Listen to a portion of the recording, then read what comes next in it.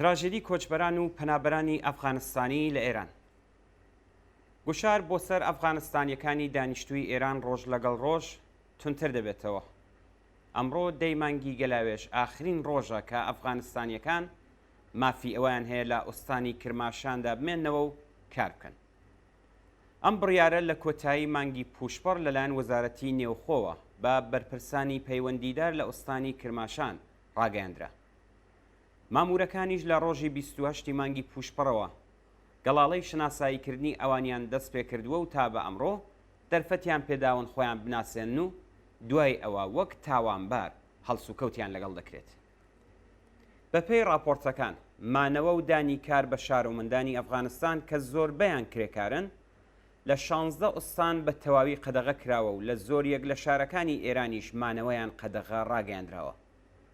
ئامارێکی ور لە ژمارەی کۆچبەرانی ئەفغانستانی لە ئێران بڵاو نەکراوەتەوە، بەڵام وەزیری نێوخۆی کۆماری ئیسلامی بەم دوایانە وتوێتی کە 5 ملیۆن ئەفغانستانی لە ئێراندا نیشتەجێن.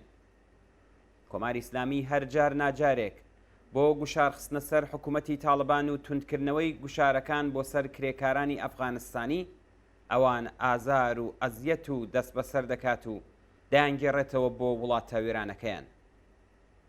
ڕۆژی دووشەممە نوێی مانگی گەلاوێژ فەرماندەی ئینتزامی خوراسانی شمالی دانی بەوەدانا کە لە ماوەی 6 ڕۆژدا 7563 پەنابەر و کۆچبەری ئەفغانستانی گەڕێندرانەتەوە بۆ وڵاتەکەیان. بە وتەی ئەو کار بەدەستە ئەم گروپە لە کۆچبەرانی ئەفغانستانی کە لە شوێنە جۆراوجۆرەکانی وڵاتدا شناسایی کرابوون درانەوە دەست نێونەری وڵاتی ئەفغانستان. بە قەولی نێونەری زابۆل لە مەجلیسی ئیسلامی ئەم گوشارانە خراونەتە سەر حاکمیەتی ئەفغانستان تا حەق ئابەی ئێران لە ڕووباری هیرمەند بدات.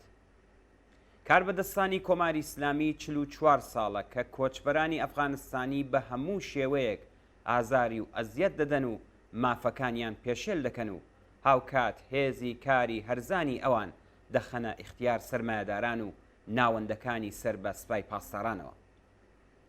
خاوەنکارانی کەرتی تایبەت و دەوڵەتی کرێکارانی ئەفغانستانی کە لە هەموو جۆرە مافێک بێبەشن بە حەقدەستی کەم کە جاری وا هەیە نیوەی حەقدەستی کرێکارێکی ئێرانیا بەکاردێنن. کاتێک کە ئەم کرێکارانە تووشی ڕووداوی کار دەبن یان باسی ڕووداوەکە ناکرێت و یان خودی قوربانیەکە وەک خەتاکار دەناسێنرێت. بۆ نمونە کارێکی زۆر پڕمەترسی وەک بیرلێدان بە تایبەت لە زەویە نەرمەکانی ناوچەی تاران بەوان دەسپێرن. لەمڕۆوە پەیمانکاران و وەزارەتی خانەکان و ناوەندە دەوڵەتیەکانی ئێران زیاتر لایەنگری بەکارهێنانی کرێکاری ئەفغانستانین تا کرێکاری ئێرانی. ئەم ستەم و بێمافیانەی کە خاوەنکاران و ئۆرگانە دەوڵەتیەکان دژ بە کۆچبەرانی ئەفغانستانی پەیڕەوی دەکەن گەلێک مەترسیدارە.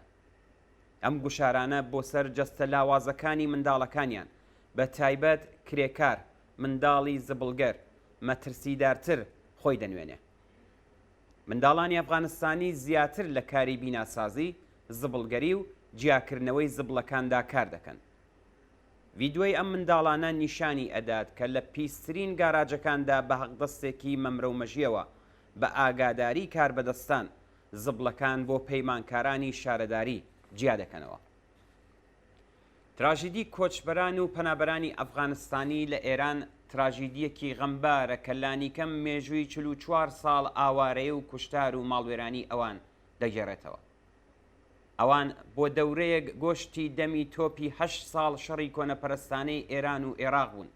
زمانێکیش کە شەڕ کۆتایی هات ئەوانیان فڕێدایە پەراوێزی شارەکانەوە. ئەوانیان وادار بەکاری دژوار کرد و بە هەرزانترین قیمەت هێزی کاری ئەوانیان کڕی و کردیاننا بێ مافترین بەشی چینی کرێکار لە ئێراندا. لە زۆربەی حاڵەتەکاندا خاوەنکاران لەدانی ئەو حەقدەستە کەمەش پێیان خۆیان دەبوارد. ئەوان لەژێر چەتری هیچی یاسایەکی کاردا نەبوون. لە ناخی تەبلیغاتی شوێنستی زاڵ بەسەر کۆمەڵدا هەموو جنایەتێکیان بەسەر ئەواندا دەشکانەوە. بە شێوەی ڕسمی بەریان بە چوونی منداڵەکانیان بۆ قوتابخانەکان دەگرت. پێیان وتن مەرجی مانەوەتان بەڕسمی لە ئێراندا پەیوەستبوونی پیاوانی بنەماڵەکانتانە بە ڕیزی باڵی دەرەوەی وڵاتی هێزەکانی سەر بە کۆماری ئیسلامی و بەشداربوون لە شەڕی کۆنەپەرستانەی سووریا لە چوارچێوەی لەشکری فاتمیۆندا. ئەوان کە خۆیان لە شەڕی فرقەیە و مەسهەبی و دەستڕێژی کارانەی ئیمپریالیستی لە ئەفغانستان ڕایان کردبوو، ئەمجار دەبوو ببنە گۆشتی دەمی تۆپی ڕژیمی کۆماری ئیسلامی لە پێناو ئامانجە کۆنەپەرستانە ناوچەییەکانیدا. ڕاستیەکەی ئەوەیە کە چارەنووسی خەڵکی ئەفغانستان لە زۆر لایەنەوە بەستراوەتەوە بە چارەنووسی خەڵکی ئێرانەوە.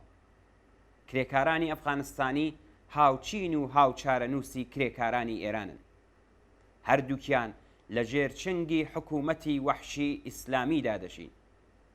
خەڵکی ئازار چەشتو و سەرکوتکراوی ئەم دوو وڵاتە دەبێت جارێک و بۆ هەتا هەتایە لە چنگ تاڵەبان و کۆماری ئیسلامی ڕزگاریان بێت.